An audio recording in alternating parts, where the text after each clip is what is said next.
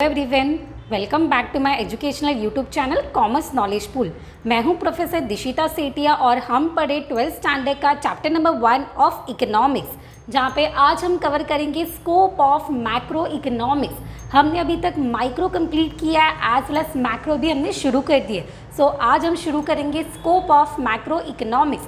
And before that students, अगर आप मेरे चैनल पे पहली बार आए हो, मेरा वीडियो पहली बार देख रहे हो, तो प्लीज़ मेरे वीडियो को लाइक कीजिए, चैनल को सब्सक्राइब कीजिए और अगर वीडियो पसंद आए, वीडियो वैल्यूएबल लगे तो प्लीज़ अपने फ्रेंड्स के साथ शेयर कीजिए एंड उनको भी ये चैनल से जोड़े। So please do support and now let's start with our question. So scope of micro economics के बारे में यहाँ पे समझने से पहले एक फ्लो चार्ट है जो हम समझेंगे। सो पहले scope of micro economics is divided into 4 theories, that is theory of income and employment, theory of price level and inflation, theory of economic growth and development and macro theory of distribution. ये बहुत simple सा answer है, ज़्यादा detail में यहाँ पे learn नहीं करना है। So further theory of income and employment, हमें ये तो पता है कि मैक्रो इकोनॉमिक्स जब हम स्टडी करते हैं तो वहाँ पे level of income and level of employment, मतलब changes in level of income and changes in level of employment हम स्टडी करते हैं। So further it is divided into theory of consumption function and theory of investment function.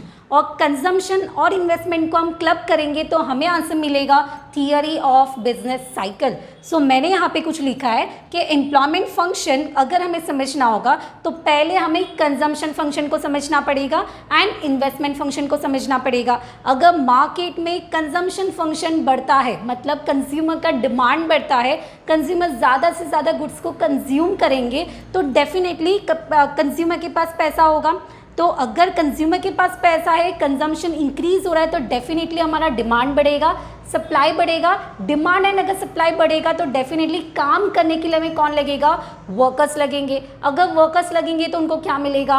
Employment मिलेगा। सो अगर मैं employment और consumption को relate करूंगी तो due to increase in consumption employment is also going to increase. And second thing, अगर investment बढ़ेगा तो definitely opportunities are going to increase, क्योंकि अगर लोग इन्वेस्टमेंट इंक्रीज करेंगे तो डेफिनेटली इंडस्ट्री शुरू होगा, अगेन फैक्ट्री शुरू होगा, नया बिजनेस ओपन होगा।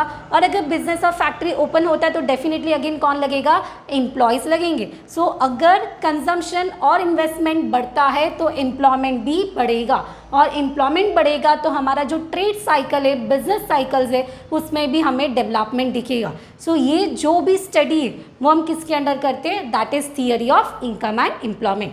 Second, theory of price level and inflation. ये भी हमने समझा था कि जब हम मैक्रो इकोनॉमिक्स की स्टडी करते हैं जहाँ पे हम क्या करते हैं? Study of price level which is at general price level. तो जनरल प्राइस लेवल की स्टडी करने से पहले I need to study about the inflation and deflation. Inflation का मतलब क्या होता है? आपने टर्म सुना होगा स्टूडेंट्स, इन्फ्लेशन मतलब rise in price level. Rise in price level, हर एक कमोडिटी का मार्केट में प्राइस क्या होगा? बढ़ेगा। एंड उसके साथ डिफ्लेशन, डिफ्लेशन मतलब क्या होगा? हर एक कमोडिटी का प्राइस कम होगा। सो इन्फ्लेशन और डिफ्लेशन को भी हमें मेंटेन करना होगा ताकि इकोनॉमिकली कंट्री का डेवलपमेंट हो। तो ये भी स्टडी हम किसके अंडर करते हैं? That is under the theory of price level and inflation. Next theory, theory of economic growth and development, which cause of under development and poverty.